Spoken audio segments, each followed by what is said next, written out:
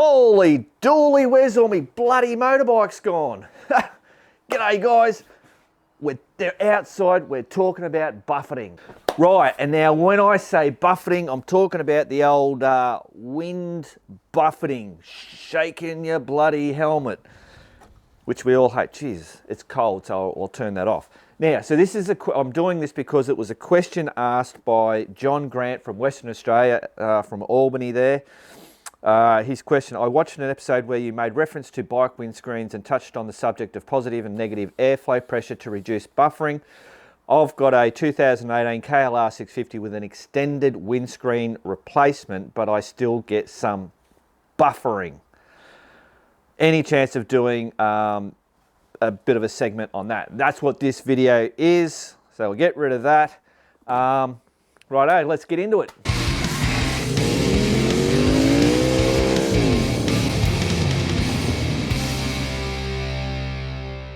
Whoops, hang on. Disclaimer, I might not use right terms. So he was saying negative and positive pressures. I normally say high pressure, low pressure in the air type stuff.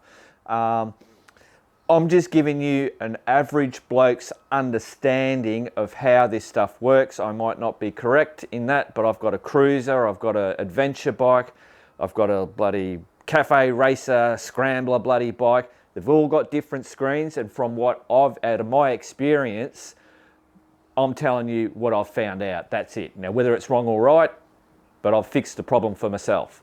Rightio, so first things first, let's get this one out of the way. So as you can see, this has got a screen on it, or if your motorbike doesn't have a screen on it, or a little one like this, you're not going to get that buffeting on the helmet. So done deal. Now let's just say that this screen was high and it was creating a problem. In actual fact, this one wouldn't, because as you can see, there's a gap here. So you can see my fingers poking up through there. That would help stop that buffeting, and I'm going to explain that on the other bike. So actually what I should be telling you is what's causing that buffeting on your helmet. I think I get this when you're riding along, and it's normally when you're 80, 100 kilometers an hour is when you'll start to get that buffering. So you have the air coming here, it hits this, comes up and goes like that. Works really beautiful, clean air. So I think they call that low pressure air that goes like that. And if you've just got low pressure, it hits your helmet and just keeps going past it, and it won't give you that happening. I don't know if you've ever been on a motorbike and you get behind a semi-trailer, and depending on how close you get, there's a buffering where you actually get thrown around like that on the bike. If you get close enough, you get into the slipstream, and it's just bloody sensational. But as soon as you back out, you start to get that. That's the same principle. So when you reach the higher speeds, in here becomes high pressure, and apparently what happens is as the air's coming around, the air here starts to go forward, or it can go forward or create a vacuum. But so you've got high pressure here, and what happens is the low pressure and the high pressure meet, and it just jumbles all the air, and that is simply getting all that jumbling air is what's doing that. So what you've got to do is have these equal. The way you do that on a bike like this, I'll show you. Whenever you put a screen on one of these bikes, you've got to make sure that you have a gap in between where you mount it. So you get that nice air coming up through there, and you also get that nice air coming up through there, and they meet together. And that's what stops that the high pressure in this area. So you just get that same, and it will just flow beautifully. Oh, isn't that lovely? The sun's come out to play. So I actually happened upon this just by mistake. When I first put this screen on, it was actually this part here was touching the bottom, but I had these ones up here lifting this screen more forward so that when I'm riding it, I didn't bloody headbutt it. And I never had any problems with that buffeting. But then what I thought I'd get smart, and I made a dash for in here. I'll show you. Yeah, I put a piece of plastic stuff that covered all the way through there. I thought it was going to be a little dash and I can put all my little bits and pieces on there. But as soon as I filled that space up, I instantly got the buffering. As soon as I removed it, hey presto, no buffering whatsoever. So on a bike like this, you've got a screen like that, make sure you have that gap. I've used PVC pipes and longer bolts, and it just does the trick, real easy. Righto, let's have a look at the Cruiser. Righto, typical Cruiser, I've got a big screen on it. Disregard these, what they call lowers. Those two there, disregard those for the minute. I ran with this. And obviously when you have a to avoid doing the buffering, you just have a windscreen that goes past your helmet and you'd be no worries. But obviously we can't do that. Well, you can, but the idea is that you see over. You never, you don't ride normally that you're looking through that, if you know what I mean. Anyway, so this is actually high enough for it to go over. So I'm not getting I get a low pressure in here, sorry, a high pressure in here, and I get that. But because of the height of this, it was never low enough for it to be actually having a problem with me.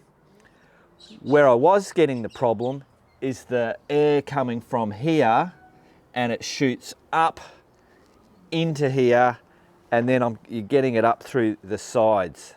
And that's where the jumble goes on.